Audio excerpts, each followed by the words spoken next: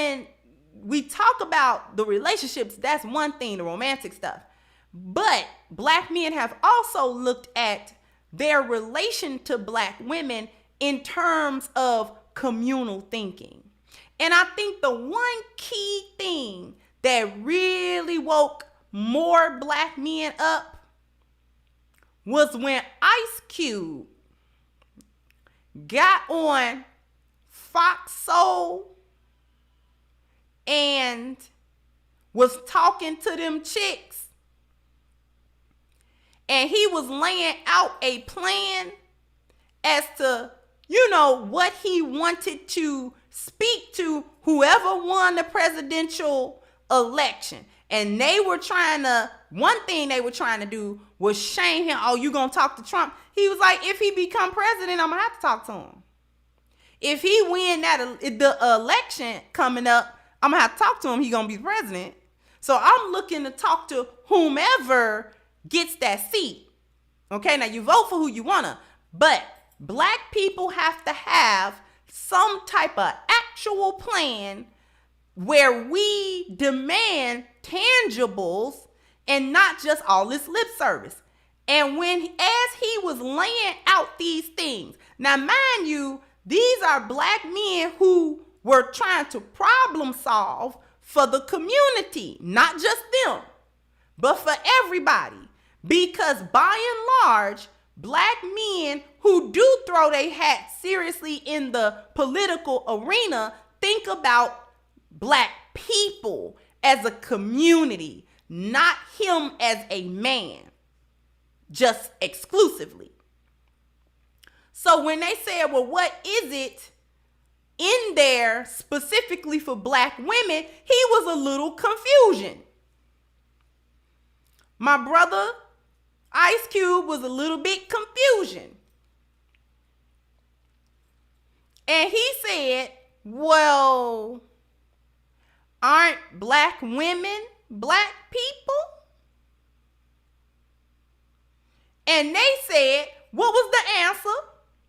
What was the unanimous chicken head answer?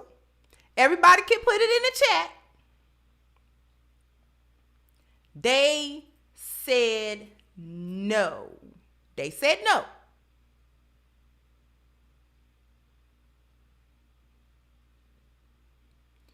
It's got to be something in there specifically for black women. Okay. And when black men saw that, and then they looked at it within the context of the conversation, wasn't nothing taken out of context, wasn't nothing misunderstood.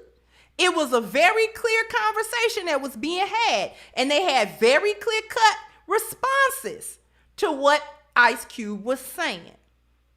And even once they said that, he was taken aback a little bit. Like, what? Why was he taken aback? Because black men have historically looked to have mobility for everybody, not just him. See, black men think communally. Well, any stride that I make is a stride for all of us, because I'm gonna put the community on my back and make these strides. So when we talk about tangibles, when we talk about rights, when we talk about human rights or civil rights, when we talk about tangibles for the black community, when we talk about reparations, and talk about all of these different conversations that black men have as it pertains to the black community and politics, what we do and don't receive, they are always thinking that we're in it together. Black men think that the community means everybody. Black men, women, and children. Despite the fact that there is a lot of broken homes and broken families, black men know that, but they still consider everybody black, pretty more or less, as part of the community. So when they fight for the community, they are thinking about everybody. Not so for black women. Okay? The manosphere has done a great job of doing a couple of things. See, one of the things that happened here was that black men got together and decided that, hey, we have value, we have self-worth, and we have an extreme importance to the direction and the outcomes that we face as a group of men. We cannot just sit back and let stuff happen to us, right? We a group of men or not? Yeah, we a group of men. Okay, so as a group of men, we problem solve.